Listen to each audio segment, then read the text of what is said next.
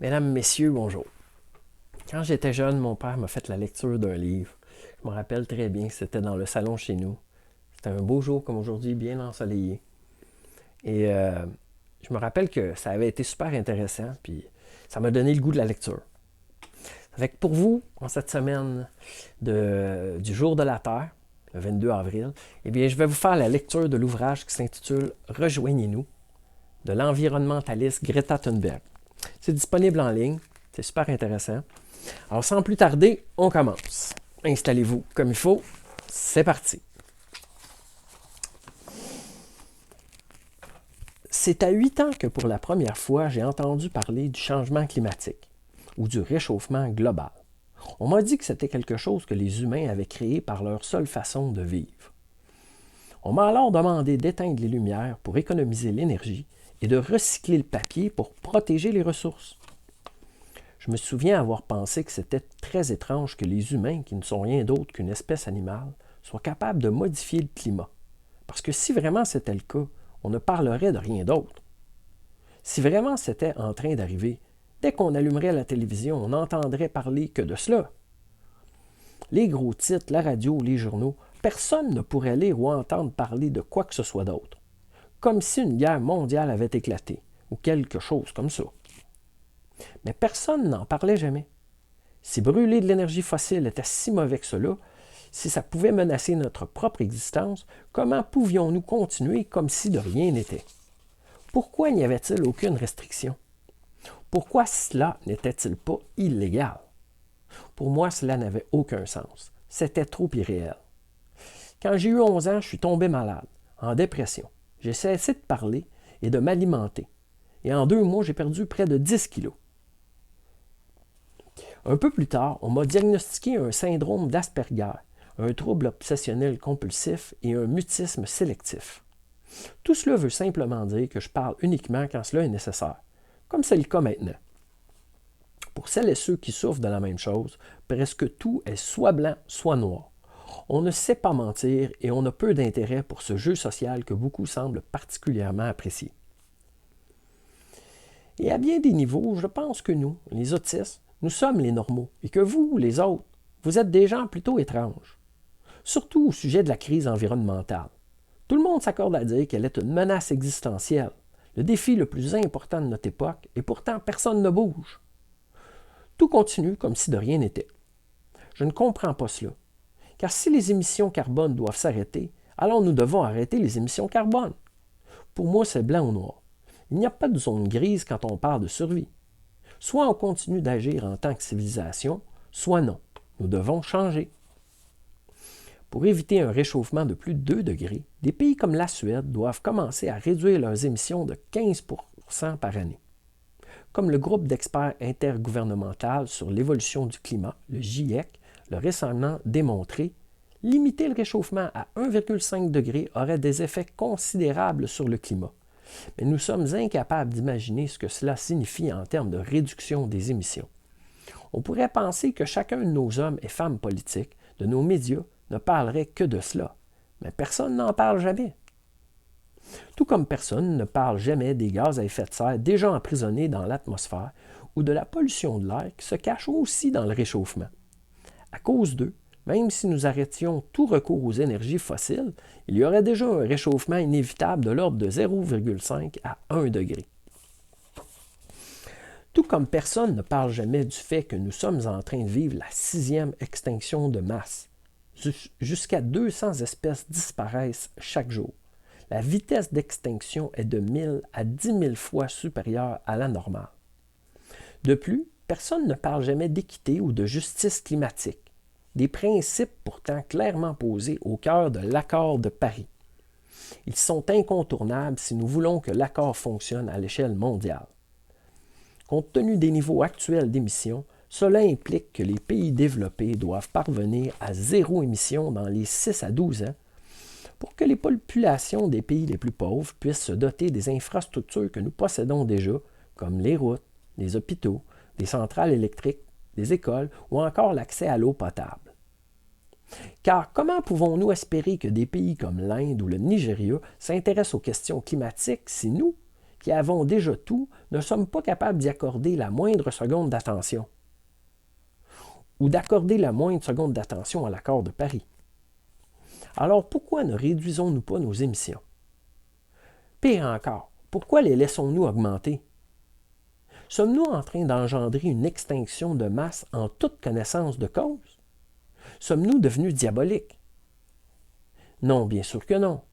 Les gens continuent à vivre comme avant parce que, pour la plupart, ils n'ont pas l'idée des conséquences que cela aurait sur leur vie de tous les jours. Ils ne savent pas qu'un changement rapide est absolument vital. Nous pensons tous savoir et nous pensons tous que les autres savent, mais ce n'est pas le cas. Comment le pourrions-nous?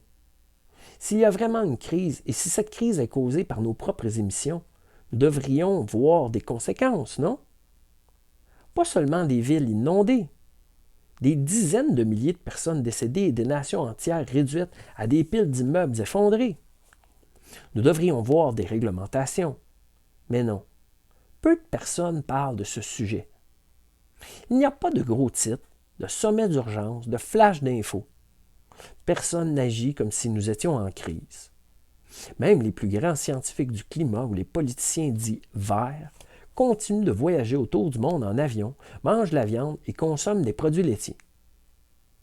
Si je vis jusqu'à 100 ans, je verrai l'an 2103.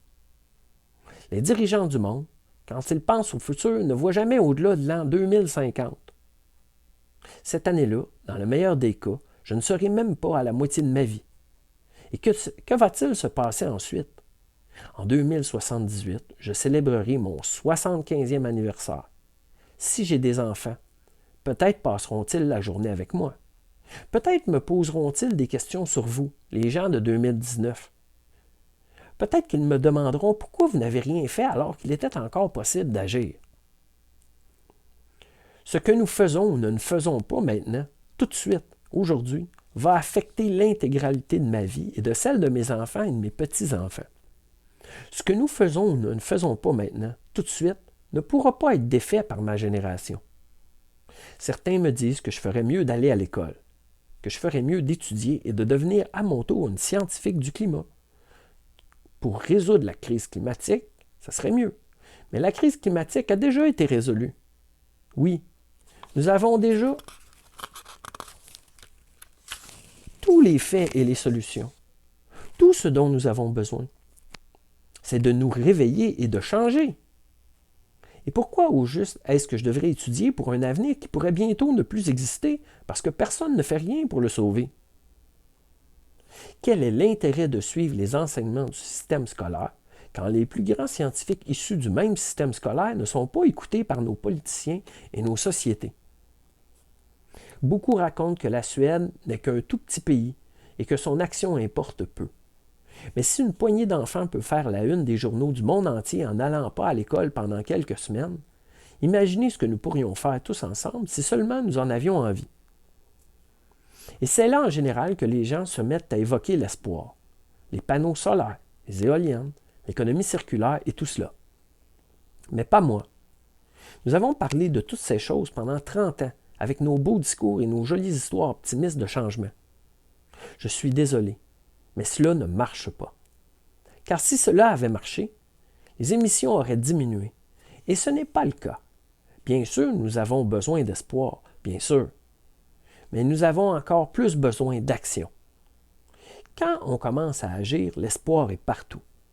Alors, au lieu d'attendre l'espoir, cherchez l'action. Et c'est seulement à ce moment que l'espoir sera là. Rien qu'aujourd'hui, nous utilisons 100 millions de barils de pétrole par jour. Il n'y a aucun parti, aucun programme politique pour changer cela. Il n'y a pas de législation pour maintenir ce pétrole dans le sol.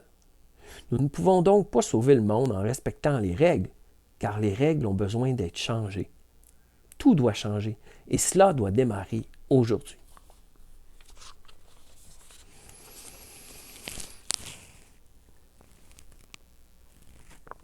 Il y a quelque temps, le climatologue Johan Rockström et d'autres scientifiques ont écrit que nous avions au mieux 3 ans pour renverser la croissance des émissions de gaz à effet de serre si nous voulons respecter l'accord de Paris.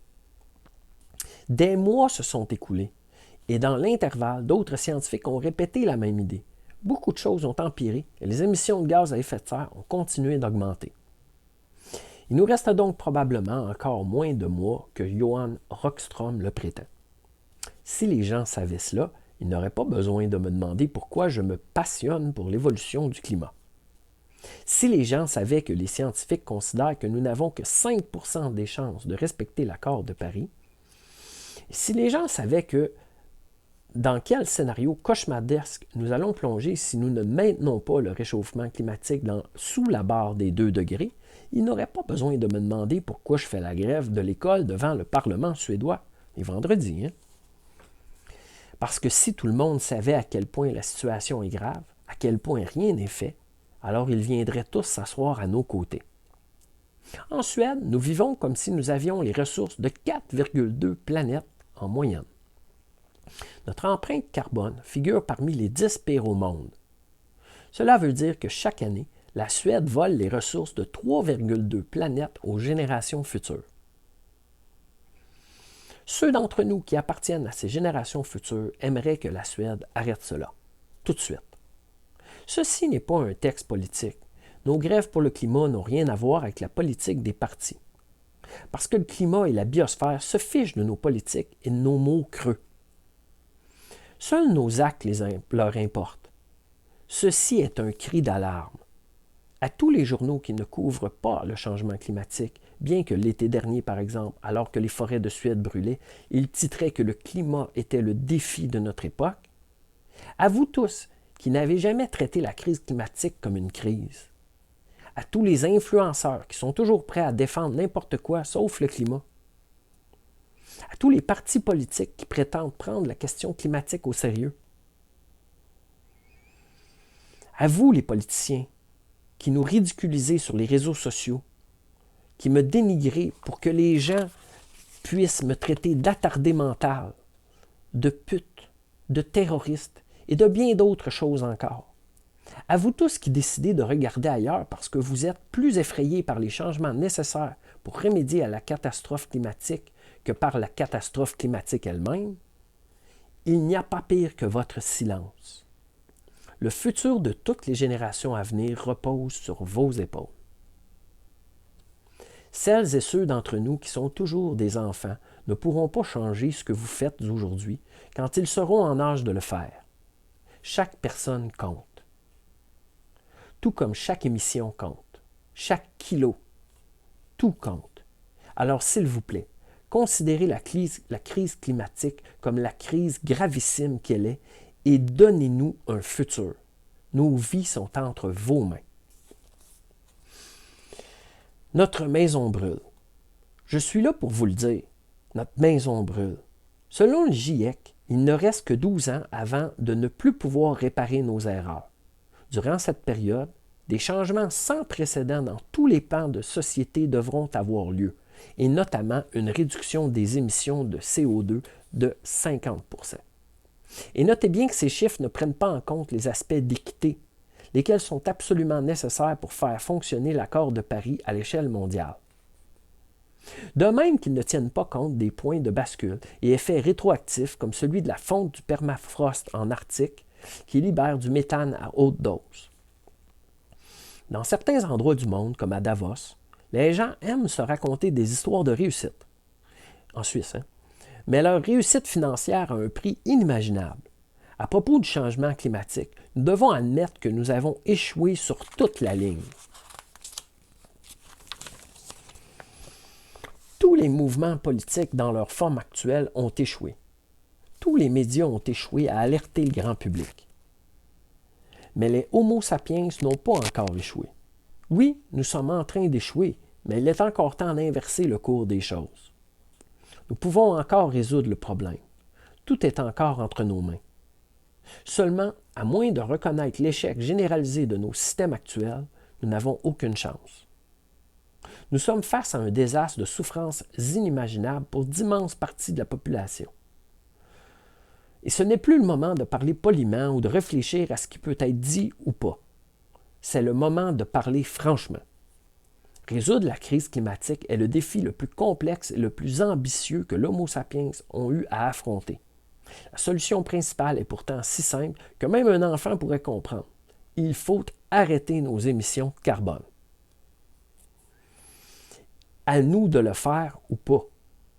Vous dites que rien dans la vie n'est jamais blanc ou noir, mais c'est un mensonge très dangereux. Soit nous parvenons à éviter un réchauffement de 1,5 degré, soit non. Soit nous parvenons à éviter de déclencher cette réaction en chaîne irréversible et hors de tout contrôle humain, soit non. Nous avons tous le choix. Nous pouvons mener des actions qui garantiront le changement et protégeront les conditions de vie des générations futures. Ou nous pouvons poursuivre le cours de nos vies comme si de rien n'était et échouer. Cela dépend de vous et de moi. Certains disent que nous ne devrions pas devenir des activistes, que nous devrions laisser cela à nos politiciens et voter pour qu'ils changent. Mais que faire au juste quand il n'y a aucune volonté politique? Que faire quand les actions politiques dont nous avons besoin n'existent pas? À Davos, comme partout ailleurs, les gens ne parlent que d'argent, comme si l'argent et la croissance étaient leur unique préoccupation. Et puis la crise du climat est une crise qui n'a jamais été traitée comme telle. Les gens ne sont tout simplement pas au courant de ses conséquences sur leur vie de tous les jours. Ils ne savent pas qu'il existe une chose comme le budget de carbone, quantité minimale de carbone que nous pouvons émettre d'ici 2050 pour ne pas dépasser un réchauffement de 2 degrés. Et qu'il n'en reste presque plus rien. Cela doit changer. Aucun de nos défis actuels n'est plus essentiel que de faire comprendre au plus grand nombre la disparition rapide du budget carbone et l'importance d'en faire notre nouvelle monnaie de référence et le cœur des économies présentes et futures. Nous sommes à un moment de l'histoire où toute personne, avec une idée sur la crise climatique qui menace notre civilisation et toute la biosphère, doit parler. Avec des mots simples. Peu importe que cela soit inconfortable ou non rentable. Nous devons changer à peu près tout dans nos sociétés. Plus grande est votre empreinte carbone, plus grand est votre devoir moral. Plus grande est votre audience, plus grande est votre responsabilité. Les adultes continuent de dire « c'est notre devoir de donner de l'espoir aux jeunes ». Mais je ne veux pas de votre espoir, dit-elle. Je ne veux pas que vous soyez plein d'espoir. Je veux que vous paniquiez. Je veux que chaque jour vous ayez peur comme moi. Et puis je veux que vous agissiez. Je veux que vous agissiez comme si vous étiez en crise. Je veux que vous agissiez comme si notre maison était en feu. Parce qu'elle l'est.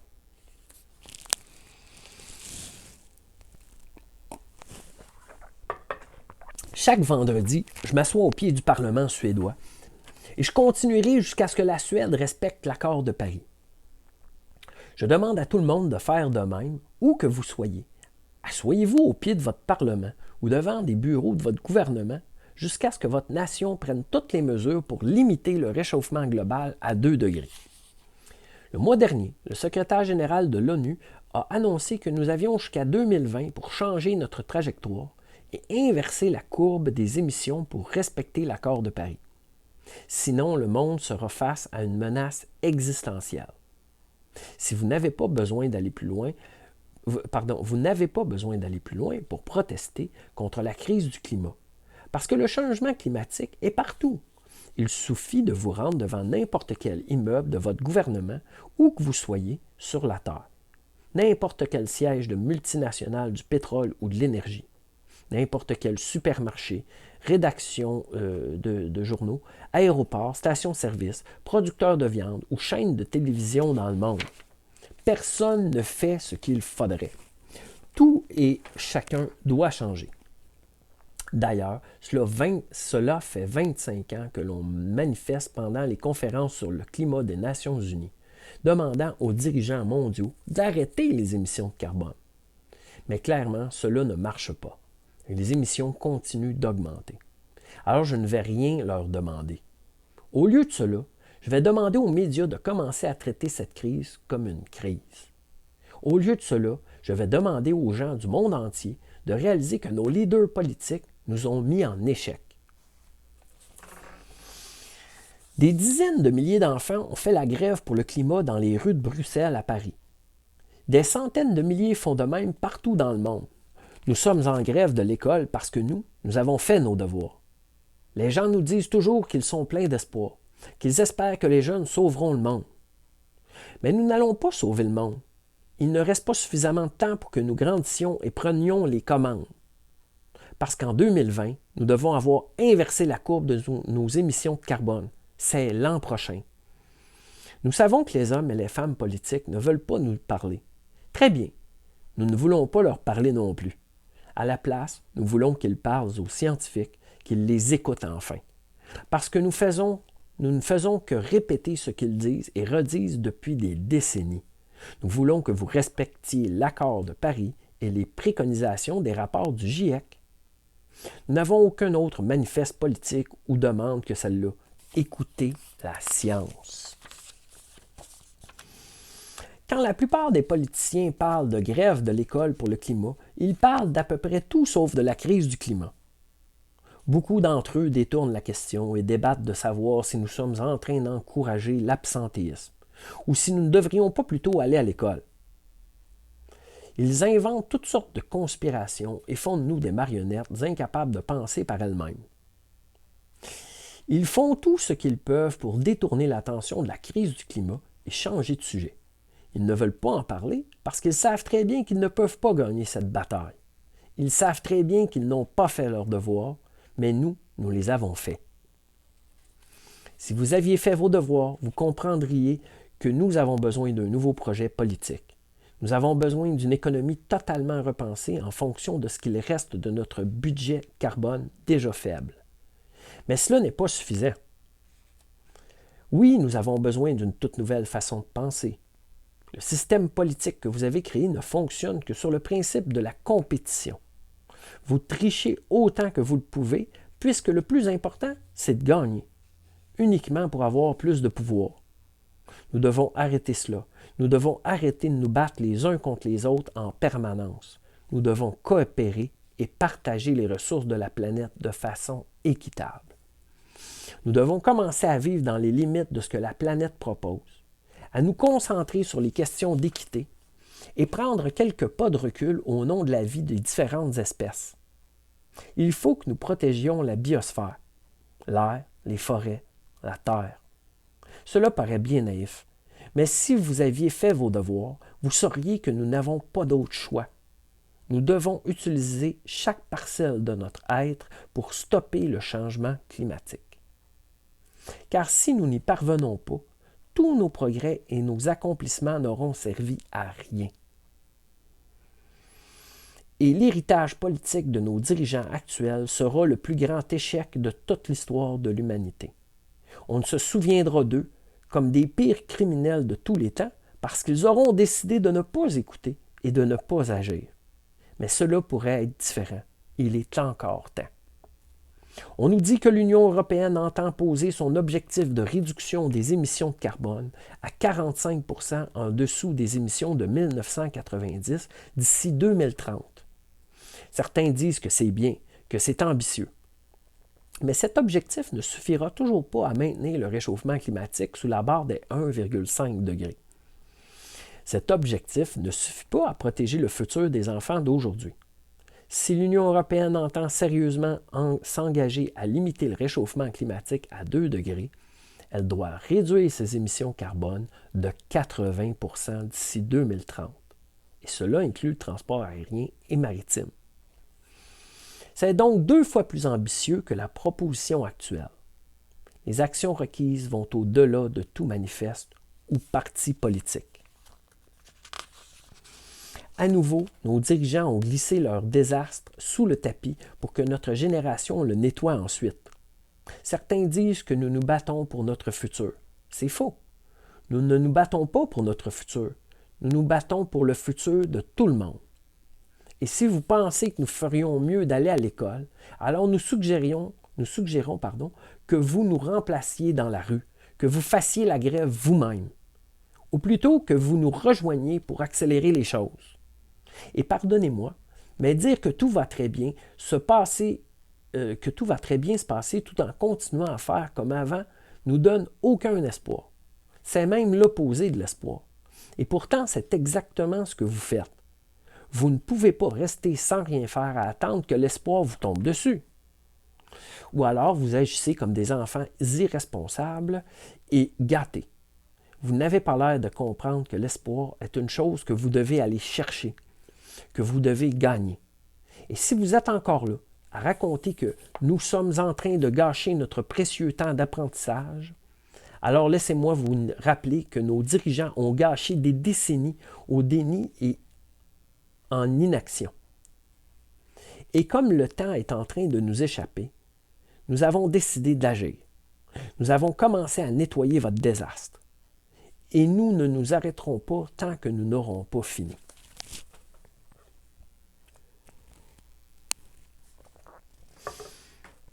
Depuis quelque temps, je suis l'objet de rumeurs et d'un flot de haine d'une immensité incroyable. Cela ne me surprend aucunement.